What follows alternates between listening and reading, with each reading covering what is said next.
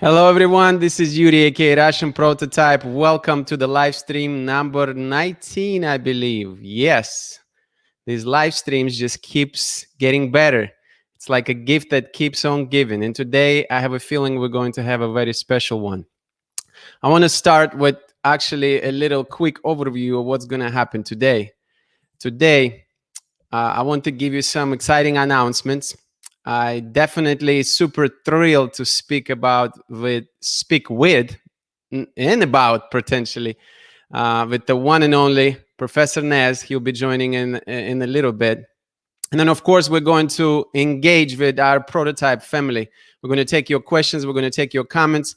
So please, please, please engage with us and let's have another great live stream. Really quickly for announcements, I want to mention that a big milestone is coming up.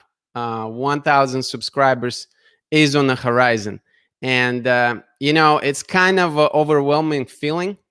The channel existed since September of 2020. And there's been so many amazing things, so many amazing connections that already took place with the channel. I am just so humbled. I'm so excited to celebrate all of you, each single one of you, my subscribers, my amazing community who actually decided to smash the subscribe button, come back and watch more than one video. And I really feel we developed some special relationship during this time. And next live stream, next Saturday, is going to be all about you. It's going to be all about my amazing community, my amazing subscribers. We're going to have celebration. We're going to have some special guests. We're going to have some surprises. We're going to take some questions. We're going to reminisce about some special moments with the channel. We're going to do all of this, okay? So I'm really, really, really looking forward to this live stream, which is going to take place next Saturday, July 24th. So please mark your calendars right now. July 24th, 12 p.m. Eastern Daylight Time, USA. I really hope that you will join, and we're going to celebrate this amazing channel, this amazing time together. I also want to remind everyone to join my newsletter at mylovemanual.com. Why you should join if you haven't already is because you will have access to unique content. Rewind.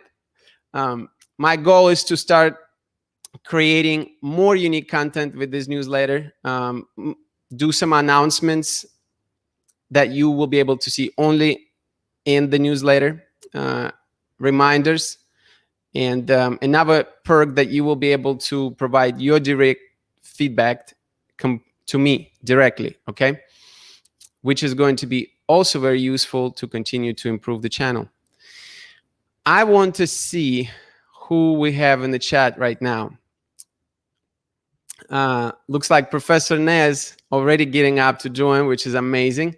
We have Heather. Hello, Heather. Michigan is in the house. We have Sam. UK is in the house. How are you doing today, Sam? Thanks for being here. We have Princess, also believe in Michigan. Correct me if I'm wrong. We have, thank you so much for being here. Welcome. We have Letitia. Brazil is in the house. Thank you for being here. We have Jazz. Welcome back, Jazz. More UK folks in the house. Thank you for being here. Pleasure to see you. We have Bryna. Unfortunately can't stay, but thank you for jumping on. Also, Brazil is in the house. Thank you so much for your kind words. We have Surya. I believe it's Malaysia. So we have some people from Asia as well. So many of you from all corners of the world. Thank you so much for joining. I really, really appreciate you. Looks like we have One Up TV as well. Thank you so much for joining. It's UK in the house as well. We have 3 people from UK here today. Amazing. Thank you so much for being here. Really appreciate you. Let's see what else I have. Don't forget to smash the like button. No ghost watchers today. Don't let me bring my glasses and my mask. I will do that in a hurry. Smash this like button. Also, share this live stream on your social media. I have a feeling that is going to be a very valuable live stream for many individuals. We're going to talk about content creation. We're going to talk about online business. We're going to talk about relationships a little bit. So I think you're going to get a lot of value of this live stream. So please, please, please share it on your social media. What else? What else do I want to share with you? We talked about next live stream next Saturday. I want to see if you have any questions or comments in the meantime. While we're waiting for our special guest to join, Professor Nez, you can actually go ahead and jump on if you would like, because I think my announcements are pretty much done. So we can start the conversation if you are ready. But I want to just acknowledge one more time this amazing community. It's been so amazing every Saturday to join you during these live streams and interact with you live. I'm so humbled by the way that you share your stories with me. You're sharing your honest truth. You engaging with these live streams. It's such an incredible feeling. And even in the last, I guess, couple of months, since April, we've been doing that. I can tell you that I've built some special relationships with many of you during these live streams, and also many of you off these live streams.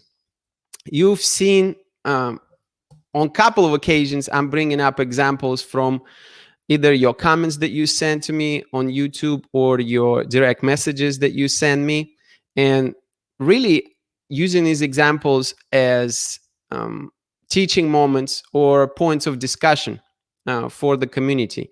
Because in all reality, you can make these things up. The things that people are going through in their life, things that people are going through in their relationships, is real. And it's important for people to understand that you are not alone. You're not alone person who's going through these trials and tribulations, that many of us around the world dealing with real problems, real situations, real feelings, and we don't always have answers to these problems. Therefore, being able to take some of these examples that you are sharing with me and share it with this community at large, it's such a blessing. It is an incredible blessing. I do not take it for granted. I appreciate that from the bottom of my heart. It really makes me think a lot about how similar we are as people in so many different ways, because so many of us are going through similar things. So many of us going through disappointments. So many of us going through some confusion with relationships. So many of us just looking for kind of understanding from our friends, our family, and then obviously our loved ones, people that we are in relationships with.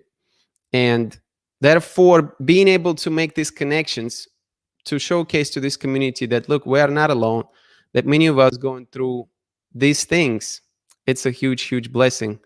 And I'm so excited that, you choose to share these stories with me and you choose to listen. Looks like our special guest has arrived. Let me bring him on. I'm super excited. Professor Nez, how are you doing? I am doing wonderful, man. How are you, Jürgen? Good to see you. Good to see everybody. Welcome. Happy Saturday.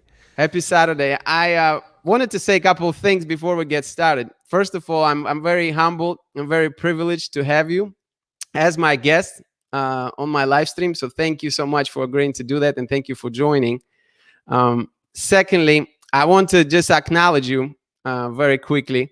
You and I met on Clubhouse, the audio app, and everything that I've seen from you so far has been positive. I'm very impressed with the way that you communicate with people, the way you treat people. You treat everybody with kindness, with respect, and there's just I'm very also impressed by your passion and by your enthusiasm for YouTube, for content creation. I think people can feel it and people feed off that stuff.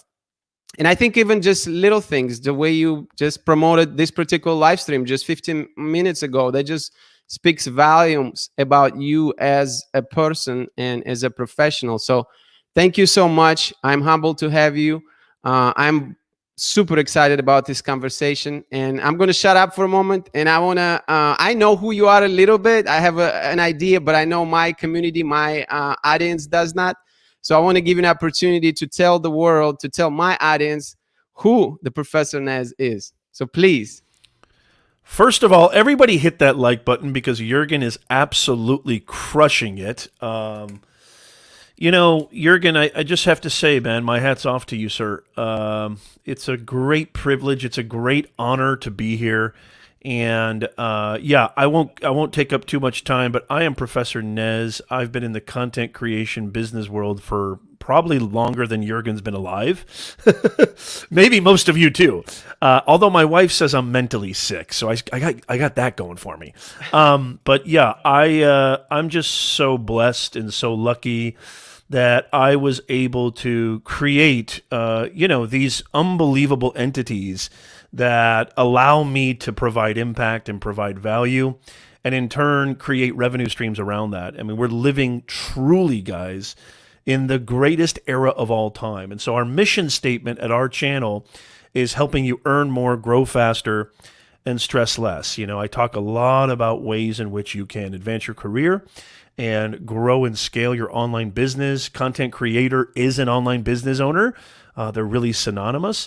And so I love talking about it because I think the opportunities now, and I'll tell you my kind of background story. I don't want to get too lost in the weeds, but there's just so much going on right now. There's so many opportunities now for you, me, so many people to finally eliminate the middle people and actually go directly and build and nurture these unbelievable audiences and communities. And in turn, by doing that, by providing actual impact, not just this, weird nebulous word called value, but actually impacting people and transforming and changing and entertaining and informing, whatever it is, you can actually turn that into a viable business. So I'm just so honored, man, to be here on the Russian Prototype. One of my favorite names for a YouTube channel. And Jurgen, you're crushing it, man. I appreciate it. Thank you so much. It's a privilege to have you. And your channel is very amazing because you talk about branding, you talk about social media, you talk about using YouTube and leveraging technology to make income, which is incredible. We live in unprecedented times, and you certainly pioneer to some extent, in many ways, to tell people how to do that. But I wanted to start out with something interesting because I think this question will spark some thoughts potentially, hopefully, in my audience. I wanted to start with the question, given your background and given what you're doing with your channel, what is personal brand and why should people care? And while you're answering that question too, my community, real quick, as Nez dropping some gems, think of some questions that you would like to ask him, that you would like to know in general about this digitalness, as you would put it. And well said, Jurgen. Yes. So community, think of some questions, think of some comments that you are interested in and things you would like to learn about this particular topic. But yes, what is personal brand and why should people care? I love this. Such a great question. Thank you so much, Jurgen. And great to see all these amazing people, Jane, Heather, Linda, Ruby, OneApp TV, Jazz B, Sam Sadeghi, who's a fellow friend on Clubhouse. We've heard this word, we've heard this phrase, and sometimes it just seems really kind of like it could mean so many things, or what does it really mean exactly? I hear it all the time. To me, Jurgen, personal branding is just quite simply modern communications. I mean, the idea of a personal brand, it's been around forever, right? Genghis Khan had a personal brand, Julius Caesar, Marie Antoinette, Thomas Jefferson. It's a feeling, it's your reputation. And the reason I say modern communications is because now this kind of phrase or this concept has taken on a new meaning, because you have to understand, where is everybody going to basically, engage? Where is the ecosystem? Where are people doing their hiring? Where are people doing their banking? Where are people doing their shopping? Where are people doing their dating? Their social engagement? It's all happening online. And so now, and I'll share a quick stat because I want to back this up with data too. Now everybody needs a personal brand, because if you don't have one, that is a personal brand. If somebody wants to learn more about Linda, Ruby, Jurgen, Nez, they're going to Google you. They're going to Google you. What's going to show up? What's going to show up? Hopefully, if you've taken strategic ownership of your personal brand, hopefully something, that bodes well for you, that actually communicates your value. So personal branding is modern communications. This is where it's all happening. And so by putting yourself out there, by taking ownership of the narrative, now people get a better idea of, oh, okay, so this guy does this or she does that. I get it. She's actually providing value. She's actually doing this. She's actually, doing something that I want, me being either a hiring manager or me being a customer, a client, whatever. I can tell you this too. Why? So that's the what. Now the why is it important?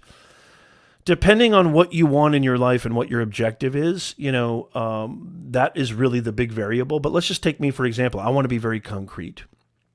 So I run an agency with my wife where I help executives and professionals and content creators and business owners build their brand online, right? So what kind of a personal branding coach would I be if I didn't have a powerful personal brand, if I didn't eat, sleep, and breathe what I talk about, right? So when somebody searches me, and this happens all the time, when somebody searches me, usually my website, my YouTube channel, my content, my articles on LinkedIn, my LinkedIn profile. LinkedIn profile, by the way, guys, if you don't have a powerful LinkedIn profile, which is essentially your virtual business card, that comes up on the first page of Google results every time. I don't care who you are. Your LinkedIn profile usually comes up on the first page. So really having that dialed in is really important. I got off on the phone with a client recently, and she said, look, Nez, I got 10 proposals. The reason I picked you is because you had amazing videos that gave me a real taste, a real flavor of who you are. That's personal brand, feeling, reputation, energy. That's personal branding. Put yourself out there. Be of service to your ideal customer, client, audience, whoever that is. And I promise you, if you show up consistently and you create actual transformative value, you're going to win. I'm living proof of this. And there's nothing special about Nez. Heck, there's not even anything original about Nez. I just know where everybody is going to play. This is called end user psychology. Where is everybody going to do their activities now? We're not going to malls anymore, y'all. We're not even, going to the grocery store anymore. Everything is happening in this ecosystem. So you need to be a part of that. That's really kind of a long-winded answer, Jurgen. No, but that's great, really man. kind of it right there.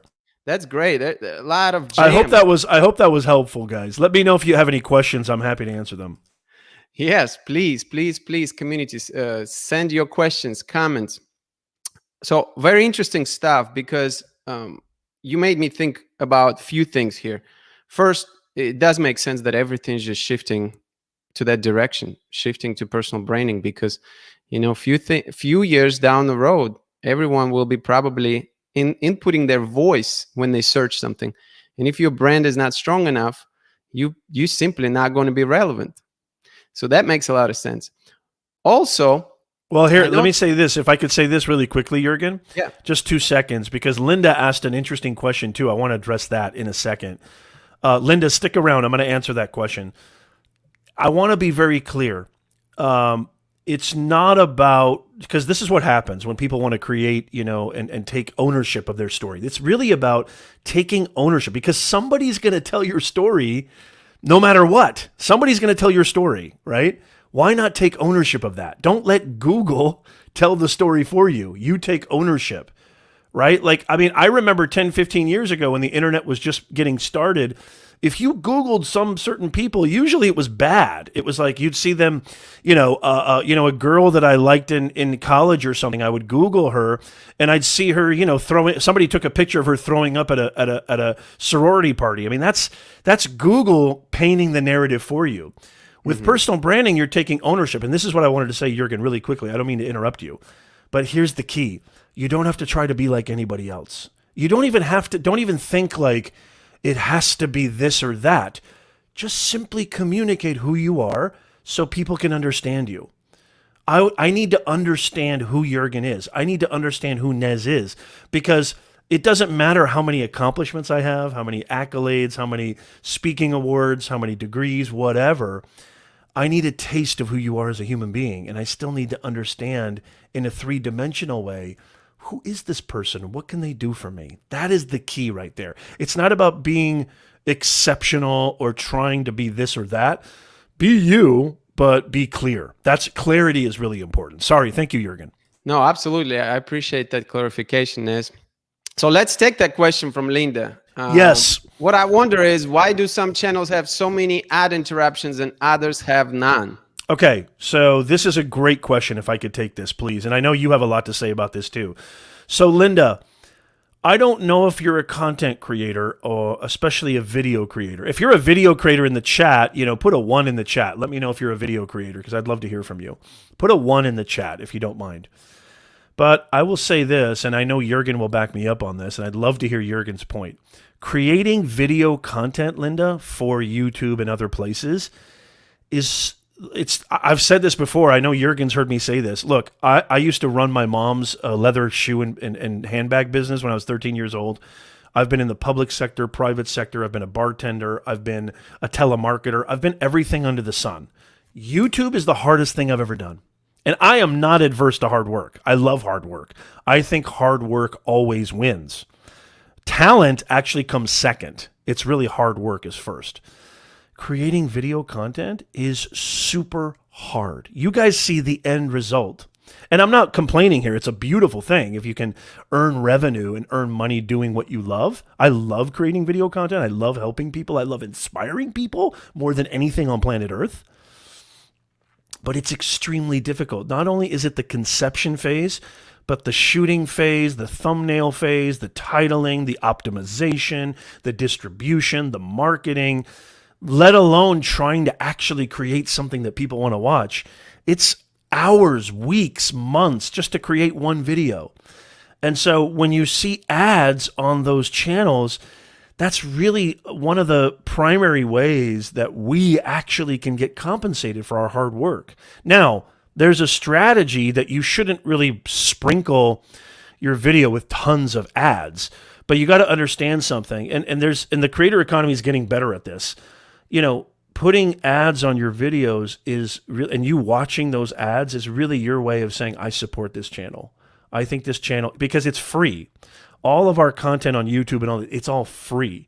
So one way to get compensated for our time, energy, and hard work is to share ad revenue with YouTube and other platforms. Now, Facebook has a decent model as well, but nothing really beats YouTube. Nothing really beats YouTube. Instagram's trying to catch up. TikTok has a creator fund, but really YouTube, the reason why you see those ads, Linda, is because that's really one of the main ways that we as content creators can get some kind of restitution. I hope that helps. You shouldn't, but what you say, why do some channels have so many and others have none? The ones that probably don't have the monetization feature, or they're such an entity that ad revenue has nothing to do with their business model. A lot of people, and by the way, you should think like this. You should think like a business. There's other monetization features that you can do that are way beyond AdSense. But I want to say this in support of you, Linda, because this is a great point.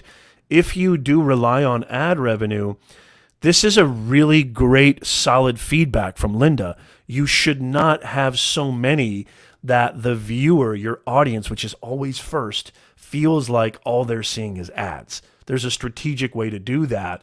And I always try to help and advocate for content creators. Make sure that you're doing it in a way that's smart and not something that is an impediment to the viewing experience. I hope that helps. But Linda, yeah, that's fantastic. Great question.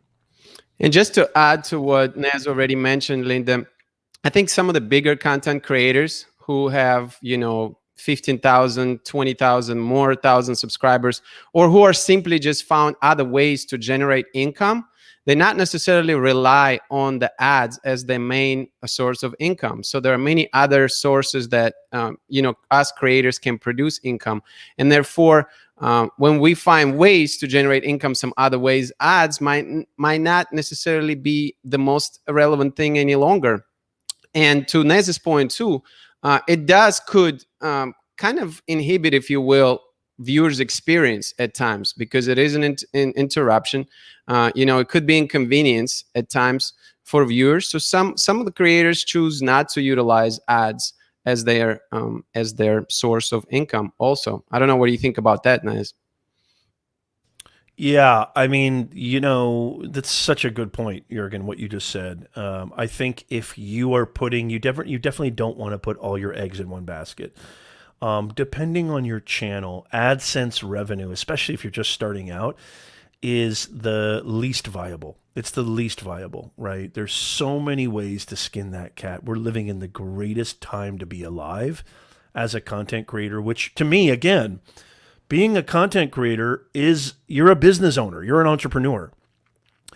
Because if you don't think of it like you're running a business, even if you're just doing it for fun, I still think it helps to think of it like a business, because what does a business need? A business needs customers, clients that get a lot of value from your high quality products, and you're communicating in a way that really is incentivizing them to be a part of your community.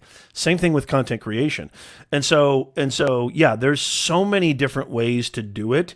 And I love Linda's question, because this is direct feedback from your audience saying, you know what, I'm going to bounce because there's just too many ads. It's ruining my experience. The fact that she's even mentioning that is a red flag for a content creator, whoever's content she's watching. Like, my God, like, this is great feedback. It's concrete feedback.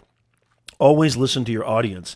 And so we can get into the different monetization ways if you want to, Jurgen, but I would definitely say if you're a new content creator and you're not a channel that really relies heavily on AdSense revenue, because there is a lot of channels that really their primary source is their AdSense revenue. But I would say that's really a small percentage.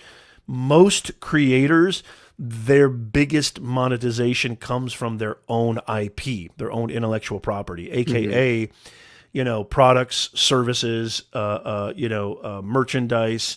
There's all sorts of ways to do it. Really, brand deals and sponsorships is probably the largest cut of the pie, I would say, for most content creators. Again, depending on your channel, AdSense is usually a small piece of that pie. And even if you're a big creator, Eric was on Colin and Samir's show, and he said, look, we made $50,000 just in AdSense revenue in the last 28 days. And he looked it up on his phone, $50,000 a month. Can you imagine that? That's YouTube. Yeah. And he said, listen to how this is going to even piss you off even more. He said, to me, I look at it as free money because I would do it anyway. How many people could use $50,000 a month? I know I could, right? But here's the point. This is what he said. He said, I don't even think about that as money. I just reinvest that in the channel, in the business. Because he says the biggest slice of the pie is brand deals and sponsorships, which, most big creators, even though they're getting amazing AdSense revenue that you and I would kill for, they still look at that as a small piece. They look at that as a reinvestment in the channel to make the channel bigger. This is the greatest time to be a YouTuber. It's the greatest time to create content. There's so many opportunities. The creator economy is getting bigger and bigger and bigger, and it's not going anywhere. YouTube's just going to get bigger, y'all. Absolutely. 100% agree with that. Linda, thank you so much for your question. Love it. Next one comes from Heather. Looks like... Thank you, Linda. Sorry. Click on the wrong thing. Heather said, do creators still get paid if viewers skip the ads? No, they don't. There's something called monetized playbacks. And that's tricky too. I don't know how much of the video they need to watch before they skip it. If they skip it right away, I know as an advertiser, because sometimes I run ads, for my businesses.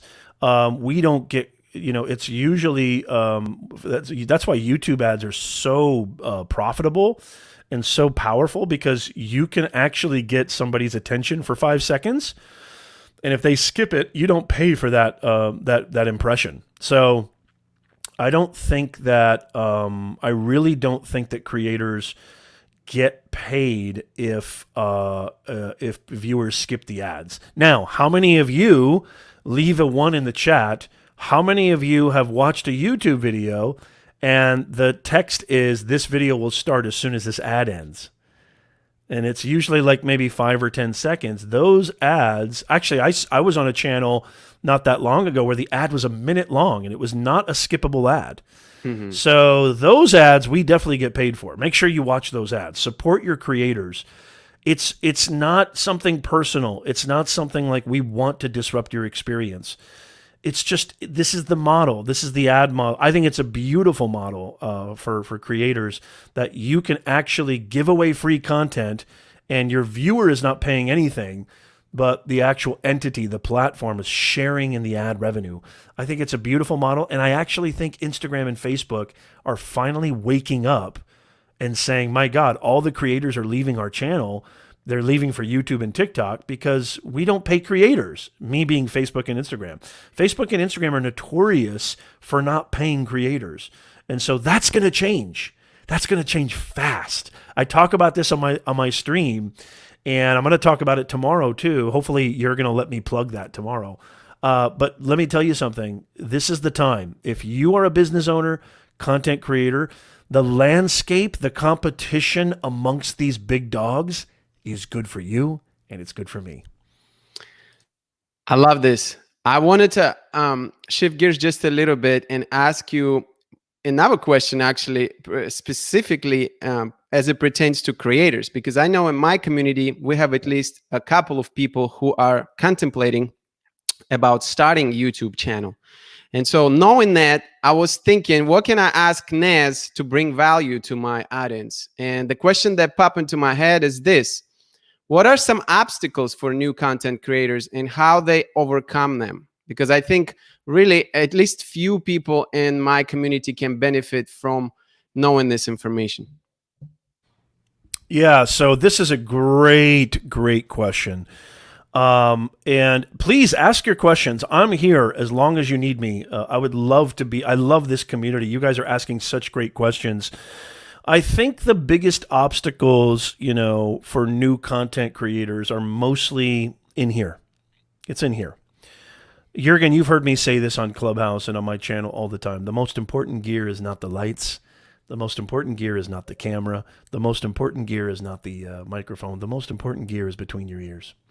People think, why would anybody listen to me? Who am I to create content?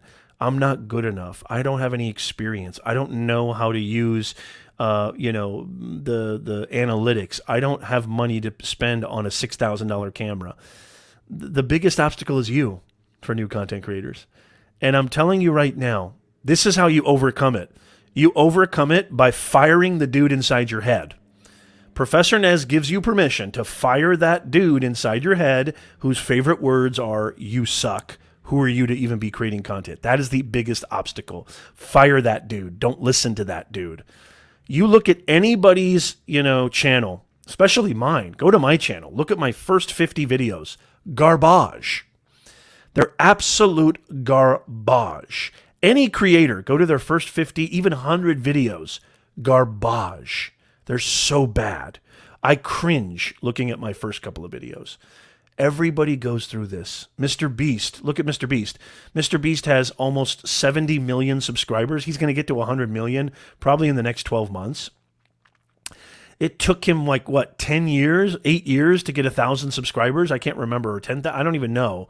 Took him a long time. He got nowhere. His first couple of videos were with an iPhone 5, no audio, just him in his bedroom making videos. Now the guy's making $100 million a year. I mean, obviously that's an extreme example, but he didn't let this guy get in the way. How bad do you want it? Go after it. I think the biggest obstacle is you. That's the biggest obstacle. And I'm happy to answer anything else if you have it. Yeah, I resonate with that a lot, Nez, because in all honesty, I just crossed my 100th video mark. And congratulations, dude. You're almost at 1,000 subscribers. That's awesome. Yes. Thank you so much. That's a huge milestone, by the way. A lot of is. people, did you know that only 3% of channels get to 10,000 subscribers? 1,000 subscribers, you're in that class. You're going to get to 10K because the momentum just gets higher and higher. So congratulations. Everybody give a huge congrats to Jürgen, the Russian prototype. Thank you so much, Nez. So, you know, the funny thing is in my last video, 104th or 105th video, whatever it is, I look like I'm drowning, meaning that I still don't have the perfect focus. You know, that just goes to show your point. Like it takes time to work out the kinks. Sometimes you look in the camera and you think that everything is fine. But then when you look at the actual video and you realize, oh my God, this is not the best that it could be, as good as it could be. So you're always tweaking, you're always working, you're always improving as a content creator. So 100% everyone who is watching, or if you're listening later, realize that the most important thing is to press record.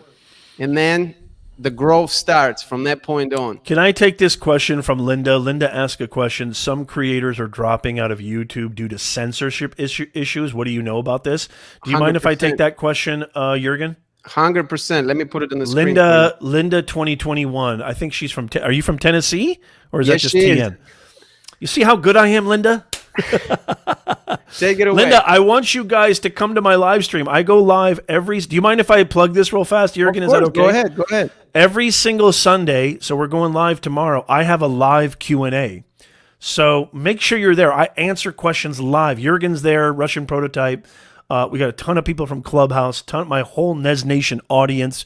I want you guys to be a part of Nez Nation. It's a live Q&A where you get to ask a personal branding expert, content creator for over 20 years, any question you want. So thank you so much. I appreciate that, Jürgen. So Linda, yeah, this is really interesting. You know, you got to understand something. YouTube is a private business, right? They're not a federal entity. And so they get to do whatever they want. If you're going to play in their sandbox, you got to play by their rules. And so I know there's a lot of people who are talking, you know, very controversial topics. And I always say, look, do what you love. Talk about what you love. But don't expect everybody else to adhere to that, right? So, yeah, I'm not I don't like censorship at all. But you know, and that's what I love about our country in the United States is the freedom to express yourself. But, you know, when you're on private property, you got to play by their rules. And if you want to talk about controversial topics and you want to talk about, you know, whatever you want to talk about that may be construed or perceived as violating somebody's policies, go create your own platform. That's the only way I can say about it. I don't like censorship in any shape, way, or form. You know, I call myself Professor Nez. I don't just call myself that for kicks and giggles. You know, even though I primarily focus on my content and running my businesses, I still teach. I used to teach a lot back in the day at universities. I still teach part-time on a very, very part-time, like one class a semester. As a matter of fact, I'm teaching 2 classes this semester in business and marketing. I've been doing that for a long time. You know, what's happened to the North American university system is a travesty. You know, these trigger warnings, these safe spaces, you know, you can't talk about this. Everybody gets offended. It's the coddling of our minds, our young minds. They need to be able to talk about things that are uncomfortable. It drives me nuts. And so I have a real passion about this topic. But at the same time, if you want to discuss these things, go discuss it on your own website, your own platform. YouTube is a business. And they make money through. You have to understand, if you want to grow on YouTube, you have to think like this. Shift your perspective. YouTube is a business. They make money by selling time to advertisers, just like a network does. Advertisers don't want to be a part of channels that, you know, are, you know, just that maybe they're not even controversial. They just pose even a minimum of risk. That no brand wants to be on a channel that poses a minimum of risk. So those channels aren't getting in as much as much growth on the platform because of that. I hope that helps, because I totally hate censorship and I love free speech, but just understanding it from that point of view, Linda. Great question. Appreciate that, Professor Nez. Wanted to highlight another comment from Letitia. I think I'm doing well for like my first 2 weeks. I already have 65 subscribers. In the first video, I have almost 500 views, and the second one is almost 300 views. I know Nez is going to give you some amazing encouragement. That's why I put it on the screen. But amazing job. Just realize for Letitia, it takes everything to start. But once you get that ball rolling, you're going to start seeing numbers and results, and you're going to start building the community. Just stick with it. Professor Nez, I know you have something to add to this. Yeah, I mean, first of all, that is phenomenal, Letitia, and I hope I'm saying that right. That is phenomenal. Good for you. Just keep going. I'm trying to actually go look at your channel right now if I can, real fast. But without looking at your channel, I really, really think that if you want to grow on YouTube, okay, there's really three keys to growing on YouTube. And I manage clients, I work with channels, I manage other channels. And I'm telling you right now, the proof is in the pudding. It works every single time. This is the beauty of the miracle of YouTube. If you do it right and you understand what YouTube wants, they will do all the heavy lifting for you. What do I mean by that? Number one, you need clarity and focus on your channel. You need clarity and focus. What is your content all about? Be very niche down. The more focused and the more clear your channel is, like, look, I am a multifaceted, I contain multitudes. I want to do so many things. I love music. I love cooking. I love travel. I love content creation, business, branding. I love philosophy. I love literature. I can't talk about all that stuff on my channel. I can kind of weave it in there from time to time, but I quote Daryl Eves, who, you guys probably know who Daryl Eves is. He said this very recently on Clubhouse, I've never seen a variety channel succeed on YouTube. The reason is the more focus and clarity you have, the more YouTube is able to go, aha, I can find like-minded viewers who are interested in cooking, investing, marketing, cutlery, gardening, whatever your niche is. The more focus you have and clarity, that will send a clear message to YouTube saying, hey, I'm going to find viewers who are like-minded like this. It's easier for them to find that, and your channel grows. Number two. So number one is clarity and focus. Number two is don't pay attention to the metrics in the beginning. Don't pay attention to views, subscribers. You're in that sort of honing your skills, honing your craft phase, growth phase. Just create content that, is trying to be better than the last piece. You're just trying to compare yourself with your previous video. Just try to make better content every single time. And how do you do that? By going deep into who your audience is and what they want. Make it about them and don't make it about yourself. And then number three is be consistent. I know a lot of people say this, and I don't mean publish a video every day. I don't mean vlog every day or Vlogmas or vlog every day in April. That's a bunch of bupkis. Be as consistent as you can without driving yourself crazy. But don't post a video one day and then 6 months later post another video and then expect growth. YouTube will promote active channels. Audiences, there's so many choices out there. Be as consistent as you can be. So those three things: clarity, make it about them, not you, and consistency, and YouTube will do all the heavy lifting for you. Congratulations, Letitia. Just keep going. I will take persistence over talent any day of the week. Don't quit. 99% of businesses fail in the first year because they quit. They don't think about their customers. They don't think about their clients. Make it about them. And it takes time. Have patience.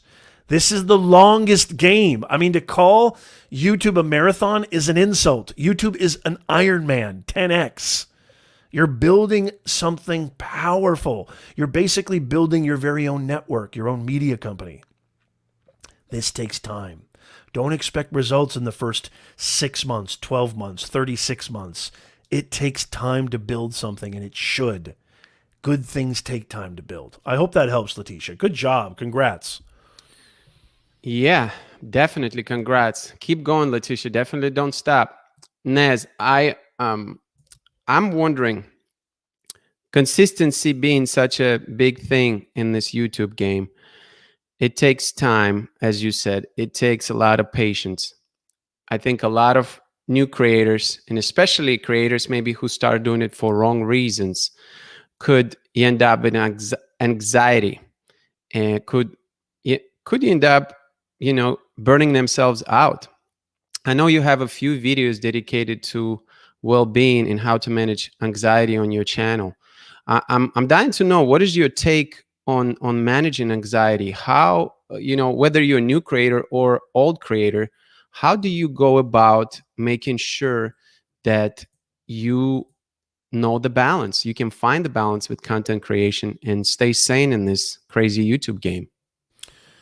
Beautiful question. Thank you so much for asking that, Jurgen. Yeah, I believe in mental health big time. You guys might find this hard to believe, but as a young person, from pretty much 18 to 29, I went through hell with this dude right here. That's why I'm so adamant about this. And I talk a lot on my channel about your inner game, not just your outer game, your followers, your subscribers, your fancy car, your fancy this. I believe that without a powerful inner game, your outer game don't mean jack. It doesn't. And so, how do you manage this? You got to really, really be disciplined.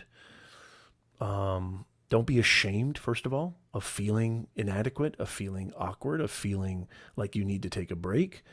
I think a lot of creators, they feel that if they need to take a break, there's something wrong with them. Burnout is a very, very real thing. So take care of yourself.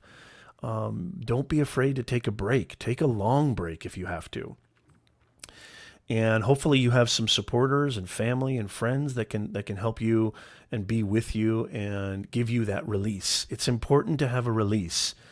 We can get caught on that hamster wheel of, my God, I got to keep my posting schedule, feed the algorithm, it's like a hungry dragon, right? Feed the algorithm, feed the algorithm.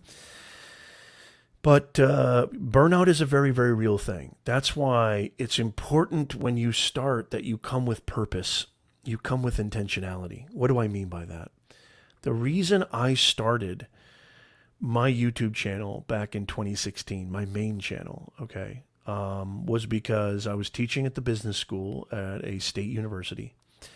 And I had a student come up to me and say, Professor Nez, I just paid $100,000 for a piece of paper and nobody will hire me. And it absolutely broke my heart. Then it pissed me off. Ask yourself what pisses you off and what breaks your heart. This is something that you can find your purpose in. And I knew deep in my heart when I went to all these stinking department meetings, oh my God, if you saw the back end of how universities work, it would make you sick to your stomach. All these department meetings, all these SLOs, they're called, student learning outcomes, it's atrocious. The university is a business, and they don't care about the students. They just don't. It's a business. And most teachers are so broke that they're just doing the bare minimum to get their paycheck because the university system is broken. We're in a system where you have presidents of the school and administrators making $250, $300K a month, and some presidents making millions of dollars a month, and professors are barely below the poverty line. There's something wrong with this equation. We're the first, frontier to the student. We're the first, face to the student, right? And professors are and so are teachers being exploited all over the world. And so that was when I said, you know what? I'm sick and tired of this. I am going to give away everything for free. I'm going to take my 2 decades of experience in communication, branding, anxiety, mindset, inner game, outer game, and I'm going to bring it for free and share it with everybody. And it's been a dream of mine that I'm actually able to make money doing this. It's been a dream of mine to build this awesome Nez Nation community. And so, what pisses you off? What breaks your heart? Come with purpose. Purpose is longer than just a hobby or something you love to do, because that's going to fade. Love fades, okay? Purpose is stronger. Purpose gives you longevity, and you won't feel that sense of burnout. Do something you really feel obsessed over. Do something that drives you internally. That's how you face those mental demons, and you'll be better equipped to overcome burnout. So next, as you were talking, I was taking notes, and I kept wondering to myself, given your experiences in higher education, I wanted to know your take. What do you think the future of education is? And I don't know if you know, but I have been in higher education for 13 years. I was on the campus recreation side as a fitness professional, starting my career as a student employee. I could use your help, Jürgen. I've got what you might call a corona belly. Hey, I'm just starting to get back into my own routine. I've been taking a long hiatus from working out, but I have my kettlebell, the kettlebell, and I've been swinging that bad boy this week. So, nice. Coming back. But that is one reason why it really makes me wonder. I'm really curious to know what you think, because I've been part of the system on the different side, not on the on the academic side, but more on the recreation student services side. But I want to know your take. What do you think the future of education is? Well, I'll give you a real practical example where what COVID has exposed about the educational system is the lack of innovation.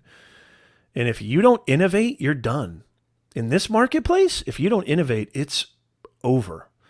I think the stats prove, I think enrollment has dropped like 15, 20% in the last 18 months, 24 months. I think people are finally understanding. Companies, look at Tesla. Look at Amazon. Look at all these big companies that are saying, we don't even care if you have a degree or not. We don't even, Elon Musk has been notorious for saying, I don't hire MBAs. If you have an MBA, I don't even want to talk to you. Because these universities are not they're not producing results. Results matter. And these guys paying these poor students, I feel so sorry for the students and the parents. But because we've been taught this narrative that if you don't get a degree, you're worthless. I'm not saying that it's still not worth something. There's plenty of universities, plenty of professors, plenty of teachers that are busting their hump, actually providing value for their students. But what COVID has exposed is that lack of innovation, that lack of creativity.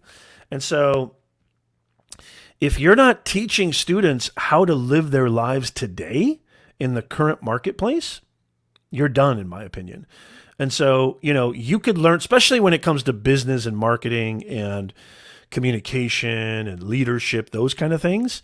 If you want to be a surgeon or you want to be a lawyer, there are certain vocations that you need to go to school. You need to go do that, right? I don't want a surgeon who doesn't have a board certified, what have you. But when it comes to my field, like business, marketing, communications, the necessity of a degree is a lot lower than it used to be. And for good reason, because you've got these people, who are not serving their students well. They're not teaching them real world skills. I'll give you an example. And this is a kind of an example with my kids. This was during the pandemic. I was coming downstairs. My office is upstairs and in our home. I'm in my office right now, my studio. And I went downstairs to grab some lunch after my client meetings, and I could overhear the teacher, because my kids were doing Google Classroom online, and I could overhear the lesson plan. And I was pissed off. I was beside myself that they were still teaching this crap in school. It was, Jimmy the goat, left 15 pies in the middle of a field, then got on a train and took a round trip to Switzerland and came back. How many pies? Nobody, as the students are gone, I could look at my son's face And I just kind of peeked around the corner and I looked at the Zoom faces. The students were gone. And these are 10-year-olds, 11-year-olds. My son is turning 10 soon. You know, I would say, I told my wife this, could you imagine if they actually had a class where they taught kids how to start and grow a YouTube channel? Think of all the skills. Remember how I said earlier in the broadcast, it's the hardest thing I've ever done is YouTube. All the skills needed to teach, to live in the real world. Starting a business, you need sales, communication, marketing, organization, presentation skills. You need analytical, you need to analyze, you need to have critical thinking skills. And you're building something that's real, not Jimmy the goat goes in the middle of a field and has 20 pies. That it doesn't connect to the real world. And also, I'll just be really bold right now. There's still teachers and classes that are teaching times tables. Why? Why are you teaching times tables? When Google, Alexa can do all that for you. Your iPhone, I don't need to know what 48 times 32 is. I'll just go ahead and type that in my phone. It's meaningless knowledge. I think anything that Google and Alexa can do for you should not be taught. Critical thinking, creativity, and critical discernment, actually understanding who you are, the world you live in, and how you fit in it, those are things that we should be teaching our students. Does that make sense, Jürgen? Yes. So I'm worried. I'm honestly, let me say this real quickly. I'm worried about the future. Well, actually, I'm not worried because I think the University of Google and YouTube are amazing. And they're free. Nez, I think you're onto something. I think that this pandemic kicked things into a different gear. And I think we start seeing the tip of the iceberg. And the reason I say that is because I can learn online. To your point, unless I'm in very, very specific niche, such as law or medicine, I don't need to be in school because I can acquire these skills a lot faster through internet. And it's free for the most part. So why? Well, you know, given the fact that employers hire people based on skill now more than ever before, it's no longer just about degree. In fact, degree value, to your point, is diminishing. And therefore, given that I can obtain just about any information from the internet, we're going to start seeing the shift because we can no longer play that game. We can't pretend that this matters to sit in the classroom for 4 years, and 2 of which general ed classes, by the way. And then 2 years. They need to fix the finances of it too, because trillions of dollars of student debt is not working. I am still paying off my student loan debt on my graduate degree that I got 20 years ago. And I know a lot of people who are still doing this. And so the whole, finance aspect of higher education is abysmal. It's an atrocious thing. That needs to get, I don't believe in just forgiving everybody because that doesn't help. I know a lot of people are like, yeah, let's just forgive everybody. Well, the problem is that who's going to pay for that, right? The taxpayers are. And so I don't think you should. I think if you borrow, you should be beholden to your debt, right? You should pay that off. But the way it's gone about and the way it's been, promoted and communicated and the interest rates behind it and all the funky things, it's abysmal. I think if you have something that's free, like the University of Google and YouTube, that are probably 900,000% better than sitting in a classroom with some dude or dudette who's never run a business before, teaching you about business. Do you know how many colleagues I have, Jürgen? I'm sure you're in this too, in the fitness world. You have somebody who's never done anything with fitness. Like I literally, when I sit in these department meetings, I'm shocked that I can count 95% of the professors and teachers have never run a business before.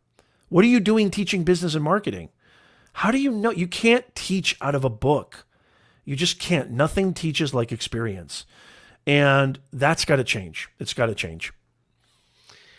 Yeah, I hear you.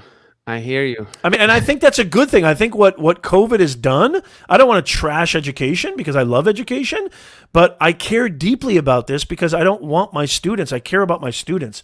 I don't want them to get underserved. And so what's going to happen is if you don't innovate, it's all over. So it's actually, COVID is probably the best thing that ever happened to education because it exposed them. You know what I mean?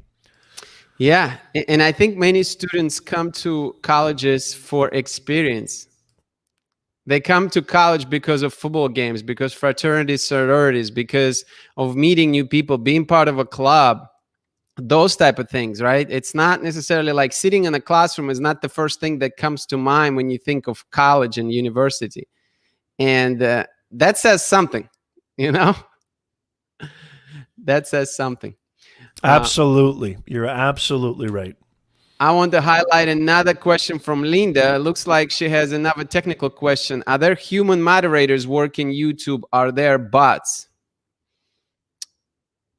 Censorship, which seem to happen to one creator, occurs if certain controversial politics words are uttered. Well, they have both. So they do have an algorithm that detects violative content, what they call violative content. I suggest everybody read the terms and conditions and policies, especially regarding content getting copyright strikes or community guideline strikes or etc. But they do have human beings that do kind of the finalization, and you can request reviews, etc. So it's a little bit of both. You know, YouTube is huge. It's huge. It's global. I mean, there's billions and billions of uploads per hour or whatever. It's something crazy. And so they have to implement some automation just for efficiency.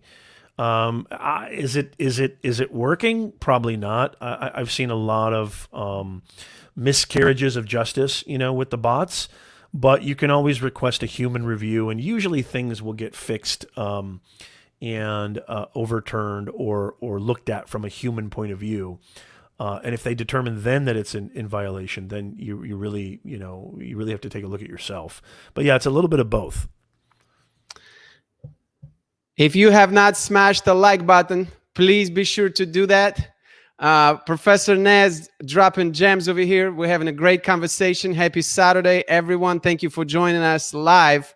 Nez, I want to shift gears next, and I want to talk about relationships, but I want to frame it slightly differently to begin with, because it seems to me that you are very intentional about forming your relationships. I'm not talking about romantic relationships. I'm talking about just people relationships, business relationships, the way you communicate with people on Clubhouse, the way you carry yourself, all of that. So I wanted to ask you, in your eyes, what is the importance of relationships, and why do you approach it the way that you do? Well,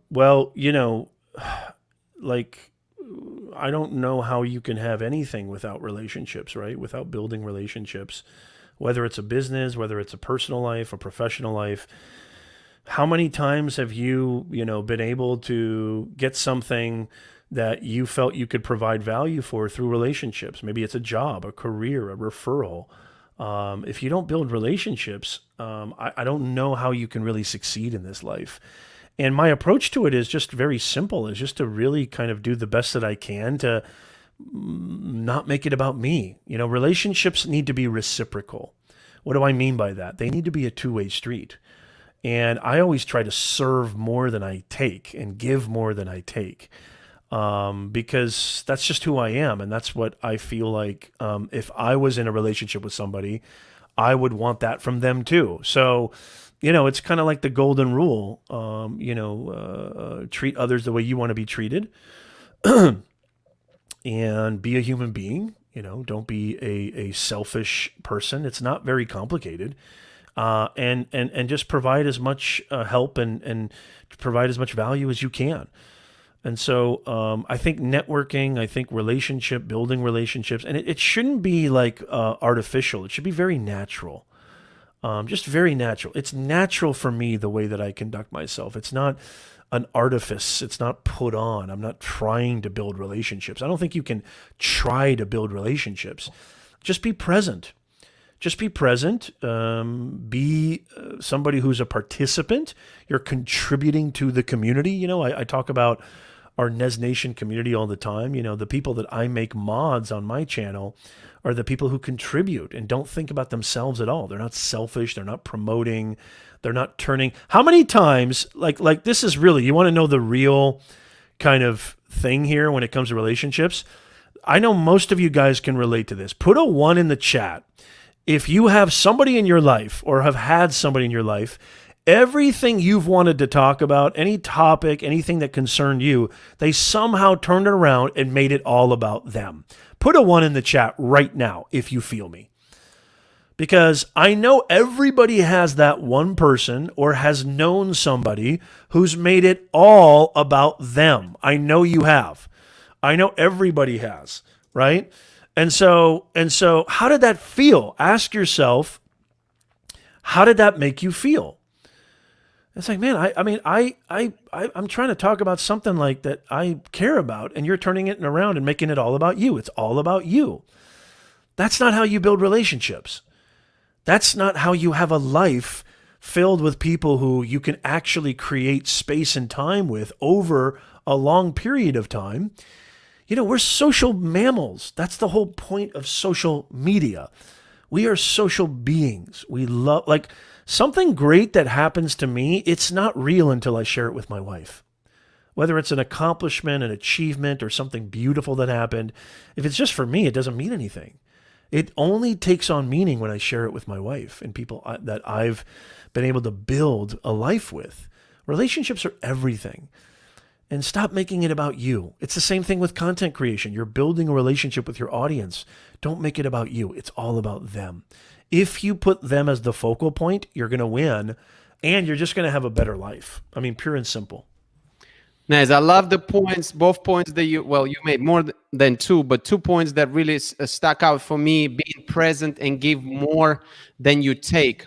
So I have a follow-up question on that. So if I am the type of person who is a bit selfish, and I can feel that maybe giving does not come natural to me, how do I overcome that, knowing that I need to be less selfish and I need to be able to give a little bit more? What are your thoughts on that? Yeah, that's a great question. You know, that's a fantastic question.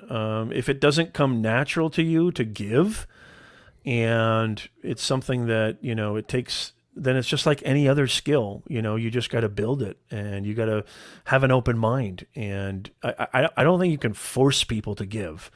And I don't think that you can. I think it's probably more ignorance and lack of understanding than the actual, like, I don't have the skill to give. I think everybody has the skill to give. They just maybe don't know it. And so what I would say is that, first of all, try to understand from the perspective that you wouldn't want to be treated that way, where you're in a relationship and all it is taking. And so try to emulate that and try to practice being aware when you're in a relationship or you're in a partnership or whatever. Be really cognizant and really aware and present, and read the other person. I think, you know, a great way to practice giving is to listen. Do a lot more listening than talking. Really listen to the people you're trying to build relationships with. And look at it from their point of view. See what they want. What are their pain points? What are their challenges? What are they struggling with? What are their desires? Listen to the conversation instead of talking or talking over them or making it about yourself. Just really listening and being present and just being aware. That's going to open up a lot of doors. And so just like any skill, it takes practice. But I don't think that you can, I don't think there's a human being on planet Earth that does not have, because I just know that living a life of purpose is a life of service. A life of service is a life of purpose. And so I would say that everybody has it in them to give. You just need to kind of discover that, and you need to pull it out. Maybe it's been suppressed or buried deep. So get that shovel. Let this be the shovel, the metaphorical shovel, to help you dig and get that out of you. Everybody has a giving bone in their body. Everybody does. You just need to tap into that. Do more listening. Listen to the people you want to build relationships. And I promise you, you're going to get better with that. I think listening is a really important skill that you can practice. You don't have to force yourself to listen. Just practice listening. Just be conscious. Am I taking up all the space in this relationship? Am I taking up all the room in this relationship? Am I making it about myself? Be aware. Being able to read rooms is one of the most underutilized skill. Being able to read people. You know what I used to do? Here's something you could do. And I did this for fun as a writer creator. I used to go to airports. I used to go to weird places and just people watch, just observe. You want to talk about listening. Here's a great thing to practice. Just go observe. Observe how people interact. Observe their gestures, their vocal tone. Observe how they get what they want or how they, engage with each other. Just listen and watch. Be an observer. You have this powerful thing called being a human being, which we all have inherently, which is the power of observation. Observe, listen, and then that will give you more instances. That will give you more of an opportunity to give. So if it doesn't come natural, go out there and create systems, create ways in which you can nurture that. I hope that helps. I don't know if that really answers. That's a good question. I don't know. I mean, I really, honestly, there's nothing wrong with saying I don't know. And by the way, everything that I'm saying is just my kind of take on it. You can take it or leave it. I would love to be, proven wrong. You might be saying, Nez, I don't know what education is the best thing on earth. That's fine. I'm totally open because to me, a conversation is not about winning. It's not about being right. To me, a conversation it's all about the point of any conversation, the point of any interaction should be about coming to a truth. Whoever came up with that truth is irrelevant. But the whole point should not be, most people look at a conversation as a competition. I want to be right. How many people, put a 1 in the chat, and I know Jürgen, you will agree with this. How many people, when you're in a conversation, you're no longer listening, you're waiting for an opportunity to say something you want to say? Yes. It happens all the time. Yes. Where somebody's talking and you're like, and this happens on Clubhouse. I'm guilty of this. There it is. I have something to say. Wait till this idiot's done talking. Okay, they put their mute button on. Now I'm going to talk. It's terrible. It's terrible. I'm guilty of this too. And so listening is really being in the moment. And we have this selfish propensity that I have something to say and I'm no longer listening. I actually had somebody, this has happened to me a million times, Jürgen. Somebody on Clubhouse said this the other day. Like, I mentioned this literally 2 minutes before they talked. And they literally unmuted and said the exact same thing. So they didn't listen to anything I said, and they repeated what they said. And the thing about Clubhouse and live streaming is it's all real. It's all in real time. So if you're full of crap, you're going to be found out really fast. Yeah. Like, there's no edit button when you're live. There's no edit button when you're in Clubhouse because it's all real time. It's live. So if you don't know what you're talking about, people are going to smell it. I had Viper on the show who is crushing it on Clubhouse. He said it comes down to one word: authenticity. Yeah. You want to win on Clubhouse, be authentic. And if you're not, you're going to get reamed, right? And so this individual, who basically repeated what I said, nobody paid attention to them because they said, well, you just repeated what Nez said. And they basically, they got called out. And maybe they just wanted to be like you. I mean, who doesn't want to be like me? No, I'm kidding. I'm kidding. That's a joke. Have fun too, guys. This is the most important part. We're talking about these concepts. Have fun. Don't take yourself so seriously. That's a good thing, by the way. You're not good at giving, maybe because you take yourself too seriously. I think the number one thing that we don't talk about in education is the ability to laugh at yourself is the ultimate medicine. Everybody write this down. The ability to laugh at yourself is the ultimate medicine on planet Earth. Mm-hmm. Don't take yourself too seriously. And I guarantee you that will attract the right kind of people in your life. And look, I think that you dropped a lot of knowledge just now because, interestingly enough, last weekend we talked about the importance of listening.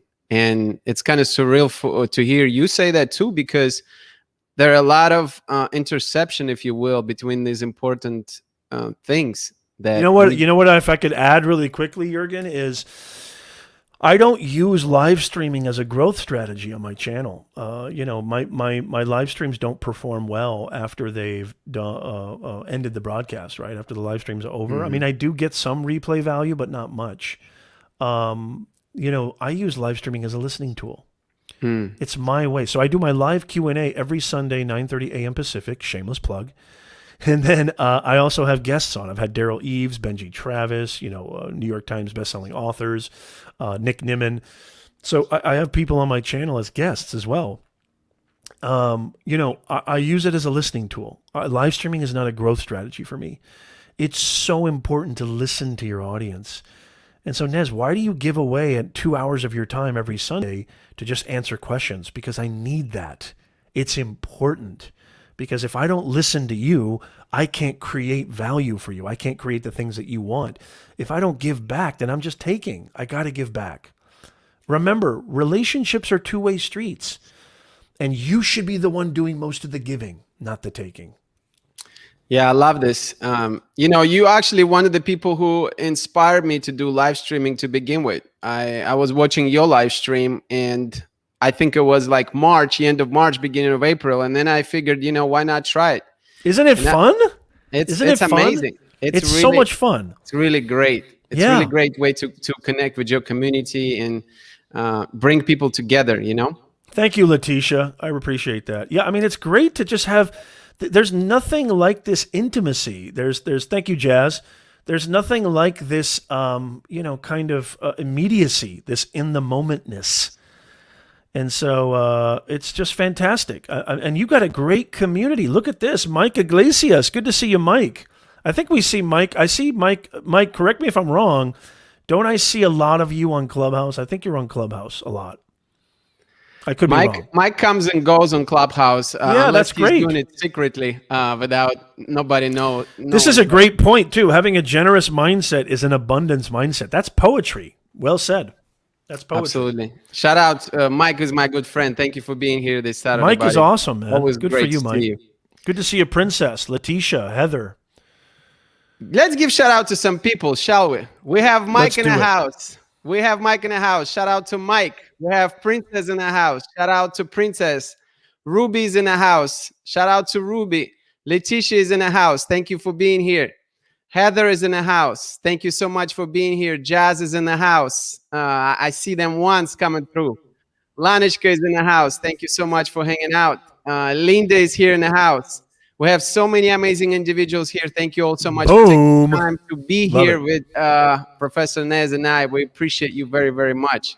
Listen, I have to ask you, you are a married man. You're not only a successful business person, but you also, have a family and you have a lot going on with that. A general question for you. What makes a successful marriage? Oh my God. I have no clue. No. You want to know what makes a successful marriage? Is do whatever your wife says. Just listen to your wife. You're happy. Here's the best line. You want a happy life? Happy wife, happy life. Right. That's it. Right. And you know what's really funny too is I'm joking, but I'm really not. And marry up too. I mean, I'm married up. My wife, it's funny you say I'm successful because my wife is 1 billion times smarter than me, 1 billion times more talented than me, and she's 1 billion times better looking than me. She could have any guy on the planet. The fact that she picked me is beyond reason and imagination. I'm extremely lucky, extremely blessed. And when we do argue, she's right all the time. I mean, let's be honest. Every marriage has their ups and downs. Every marriage has their arguments. I talked about this once on my YouTube channel, and she's right, 99.99% of the time. The only reason I give myself a 0.001% is just because I need something. Yes, you're going to get a lot of points from this audience. I can tell you that right now. Oh, yeah, man. Happy wife, happy life. She is so much more than me.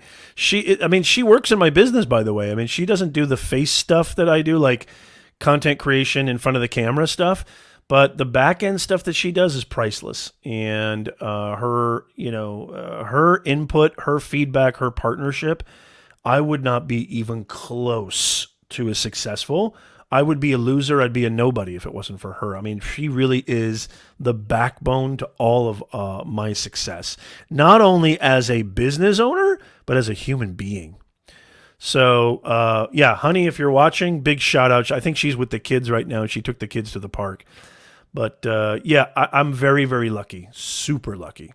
And I learned this the hard way too. I had big ego when our 10-year anniversary is coming up, and we were going out 2 years before that. So we've been together for almost 2 decades, right? And so, you know, there were times where I was like, no, I'm the man, I'm this, I'm right. No. Trust me, I'm 44 years old. Just take my advice. Just listen, and don't have an ego about it. And when the best option presents itself, doesn't matter if it came from you, her, she, him, doesn't matter. Take the best option and give credit where credit's due. So when these times do occur, when you argue or when you don't see things eye to eye, and you mentioned listening, obviously, and you emphasized it even previously, such a huge component of just building relationships in general and successful marriage. Are there any other factors that you can highlight that really make marriage successful? Is there something else besides listening? Yeah, I mean, you know, there's nothing wrong. First of all, there's nothing wrong with disagreeing. There's nothing wrong with getting into arguments. There's nothing wrong with getting passionate, getting heated, right? Just make sure that you just make sure that you work it out. You know, it takes work. It takes work. It's just like a business. You're gonna have your ups and downs. You're gonna have your emotional roller coasters. But at the end of the day, you know, give yourself some time. And you know what? I would say, let me give you something tactical. If something is making you upset or you feel something coming on, something that's really important to do is to leave. Leave the house, get in the car and go. And that gives you time to sort of breathe. That gives you time to sort of go through the anger and the resentment, because it all passes. Everything passes. Everything changes. And it's only when we act on those emotions in the moment. Did you know, neurologically speaking, did you know that it takes 90 seconds for the chemical of anger to pass through your system? 90 seconds. See, most of us, we act in the first 10 seconds when we're angry. And when we act on that anger, everything bad happens. That's when families get destroyed. And even worse, I mean, there's some, wives that kill their husbands and vice versa. I mean, murder can happen. It's crazy when we act on that anger. And so real tactical advice, if you feel that bubbling up in your chest, which we all know that feeling, leave. Just leave the house, because you're going to say things you're going to regret. Turn off your phone too, because I've mad texted. I know we've all done angry texts, and that's a document of your insanity. So turn off the phone too. But just take some time away, and there's nothing wrong with that. There's nothing wrong with, having different interests, having different pursuits. A lot of the stuff that I'm interested in, she's not interested in, and vice versa. And just respect each other. Really, respect is important. Treat each other right. It's okay to disagree. It's okay to fight. As a matter of fact, I don't trust a relationship where you don't disagree and you don't fight. I mean, that's a healthy relationship. And just respect is overall. I mean, she's more of my best friend than my wife and my love of my life. She's really like a friend, my bestest friend of all time. And mutual respect, just respect each other. Don't treat each other wrong, and don't say things in the heat of the moment. It has really changed everything for me. Mutual respect, and working things out, like being patient, and just taking the time to take a broad view. Sometimes you might not be serving yourself being in that relationship, and sometimes it may require you to part ways. But you can do it amicably. You can do it respectfully. It doesn't have to be so dramatic. It doesn't have to be like a movie. It doesn't have to be so bloody. Let's put it that way. You can do it in a mutually. I think if you take a step back and look at things from a grander perspective, you'll come up with a lot of better solutions than in that moment, in that heated moment. I love the points. I want to dig a little bit deeper here because on one hand we have listening. On the other hand, we have leaving the house. And you did mention that if you feel that feeling of bubbling up in your chest, that intuition tells you, hey, I don't want to be here right now. It's maybe time to go. What are the signs, you think? What are the signs that people should look for to know the difference as to when they should listen versus when they should be leaving the house? Can you put a hand on it? What is this? Is this marriage therapy? No. I'm not talking about your marriage. When did I turn into a marriage counselor here? Hey, you are Professor Nez. You can do it all, man. Yeah, I mean, I don't, this is interesting. I mean, I love these questions. I don't think I have the answers for these. Because I want to make sure you understand that I'm not necessarily asking about your situation in particular. I'm just, we speaking in general terms, if you had to make a best guess at it, because I think it can bring value to the people, because I think what audience can hear on one hand, we got to listen. Yeah. Which is true. On the other hand, audience can hear we got to leave the house when things don't work out. So what I'm trying to extrapolate, I guess, from this conversation, from these points, is that how people can recognize the signs. What are the signs? How people should know or get an idea of when that point comes. When the smoke clears, I got a very simple answer for this. And again, I don't know anything about marriage counseling. I'm just doing the best I can. So just take this for what it's worth. When the smoke clears, and that feeling of, because I think this is good. I think this will help. One of the things because I've been studying the mind for 2 decades, and I went through debilitating anxiety and depression as a young man. From 18 to 29, I lived through hell with this dude. Almost to the point where I almost pulled a Hamlet, right? To be or not to be. That's how bad it got. When the smoke clears and the dust settles, how do you feel about that person? If the toxicity remains, that's something you need to take a hard look at.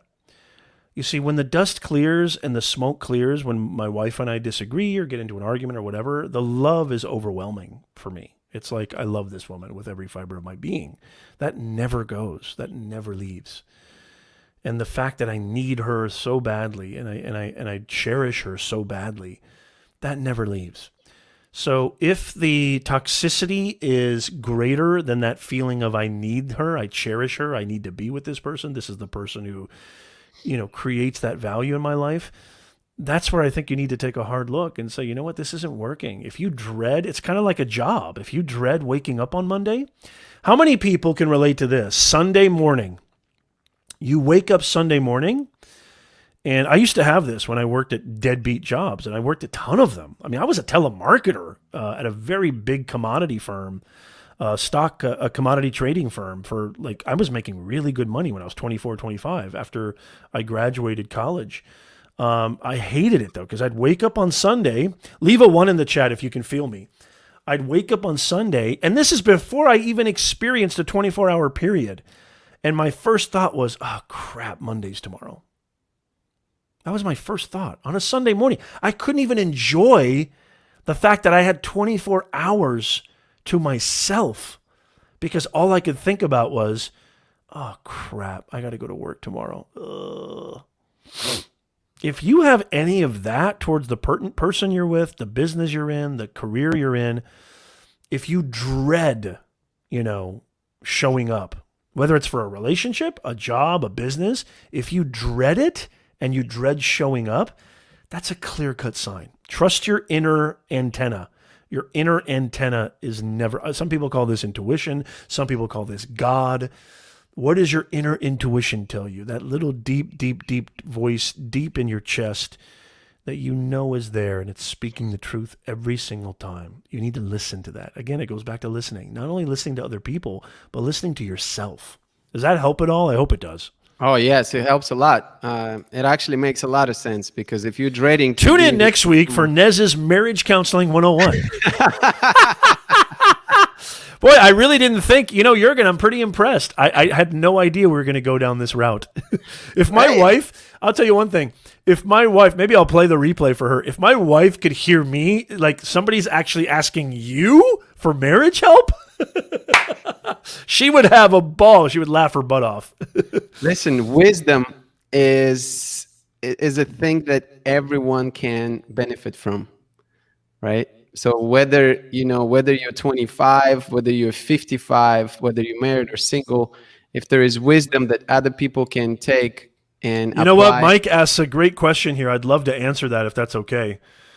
Thank you, Ruby. Thank you, Lanachka. I love that name, Lanachka. That's a great name. Let's see what he said. Yeah, he said, I'd like to hear a little bit more about Professor Nez's upbringing. His wisdom appears to be rooted in experience. Yeah. If I may, just for 2 seconds, Jürgen, I won't make this long. Experience, as John Locke, the great philosopher, once said, is the greatest teacher. Nothing teaches like experience.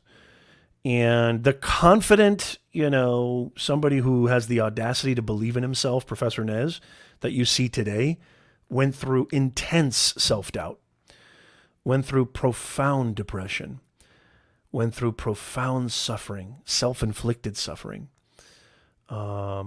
I had the most beautiful life. I had parents that loved me. I had an amazing upbringing. I had amazing aunts. I had a grandmother who was the rock of our family.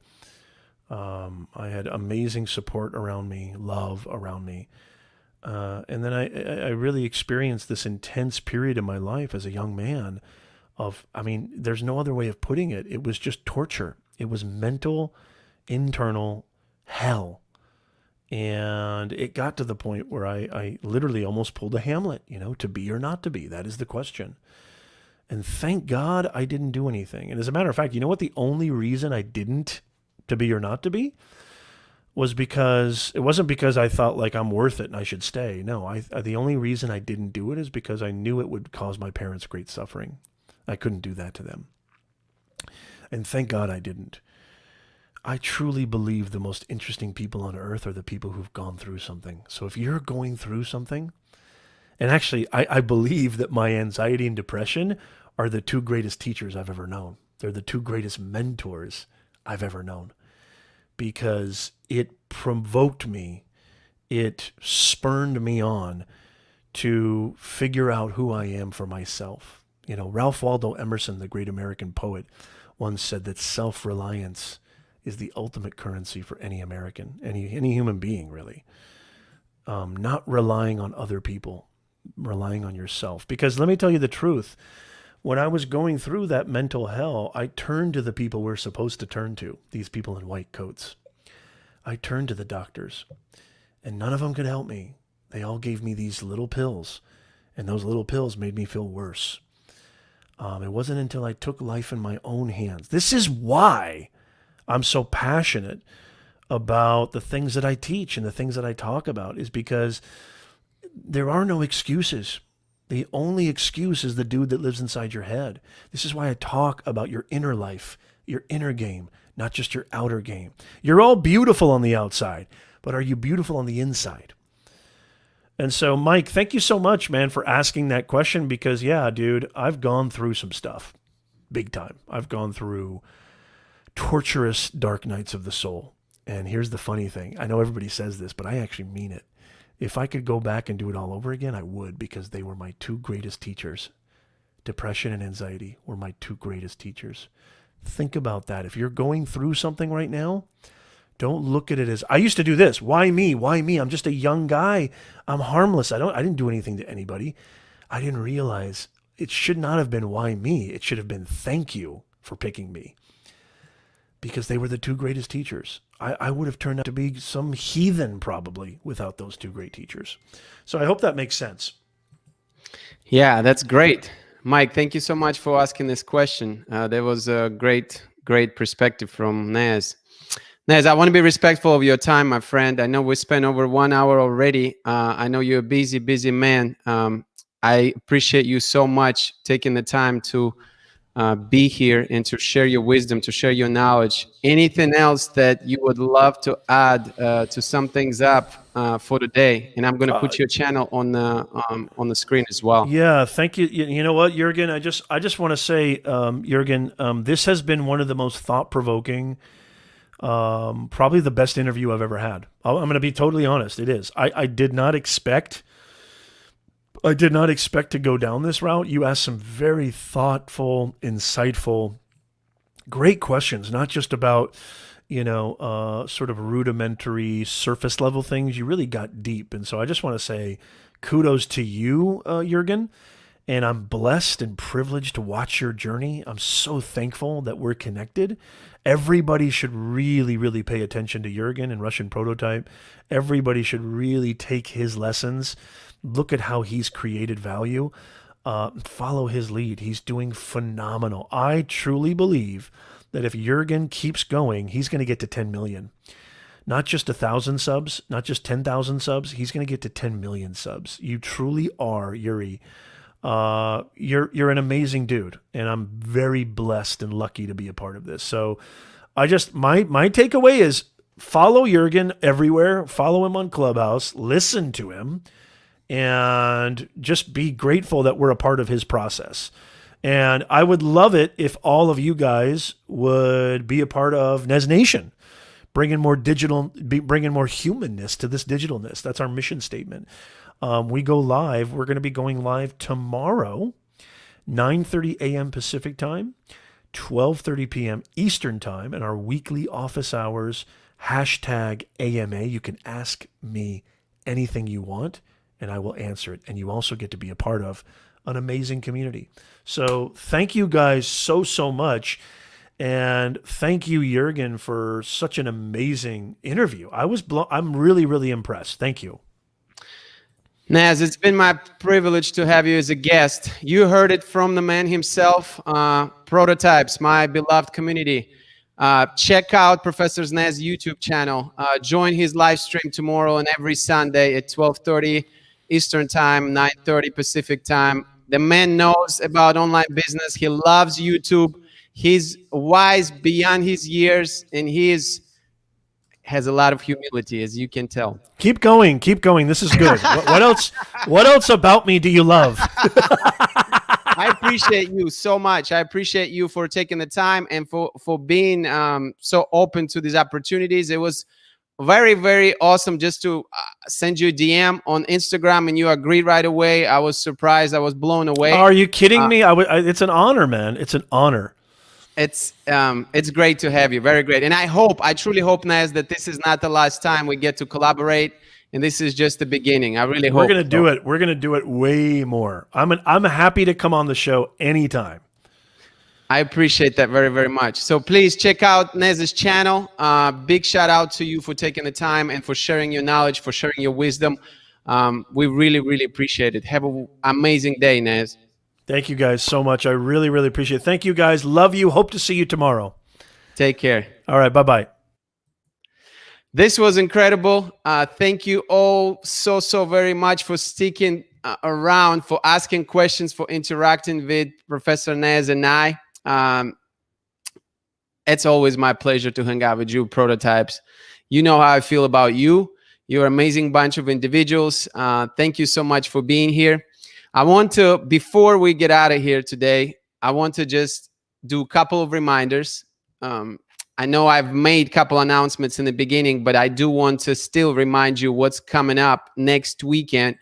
1K milestone is coming up, which is going to be huge. We're going to celebrate. Maybe I will have champagne with me on the live stream, and I'm going to pop champagne on YouTube. Hopefully they won't cancel me for that. We're going to celebrate. We're going to celebrate this amazing community. We're going to have some special guests. I'm trying to line up a few people to come and join my live stream next week. I'm not going to give it away and tell you who they are. It will be a surprise. I want to take a look at some of the best moments we've had, some of the most fascinating comments, some of the wisdom, some of the knowledge that we gained throughout this journey together, okay? This is going to be very much about you all, about this amazing community. Also, again, I want to remind everyone, if you haven't joined my newsletter on mylovemanual.com, please do so, because I really hope and plan is the better word. Plan to fail, fail to play. I am going to deliver, how about that, a unique content there's going to be some announcements and reminders that you will be able to get only through a newsletter. And you will have the opportunity to provide your direct feedback to me through the newsletter email. So please consider joining the newsletter if you haven't yet. If you haven't not had a chance to smash the like button, do that, please. I appreciate every single one of you. I hope you got a lot of value out of this live stream. Professor Nez dropped some serious gems.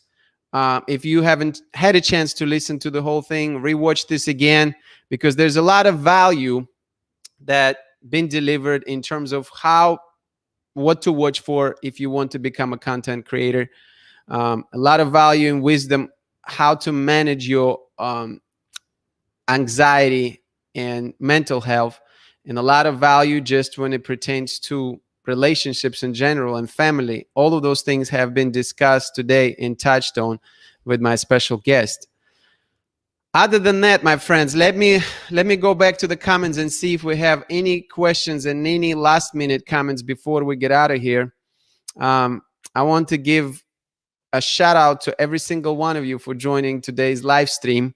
I'm looking forward to very, very much to start bringing more guests and start broadening the scope of the live stream. I know we spent the first 2 to 2.5 months talking primarily about relationships and things, and I'm having a ball doing that, but I also would like to know your feedback.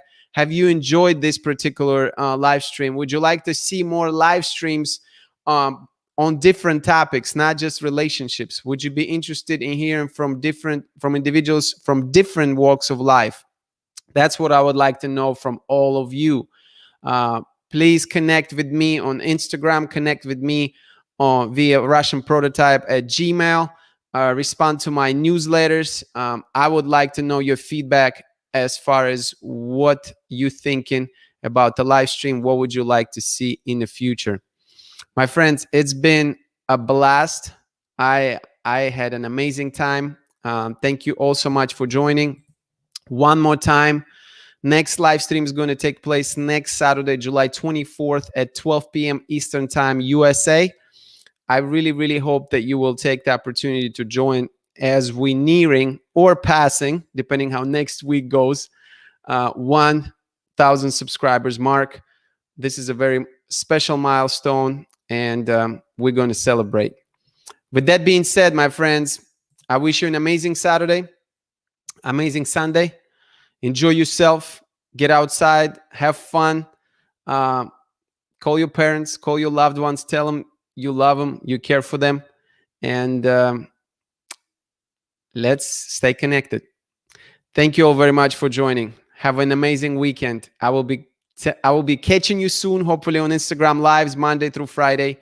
And we will continue to have these insightful conversations. Take care.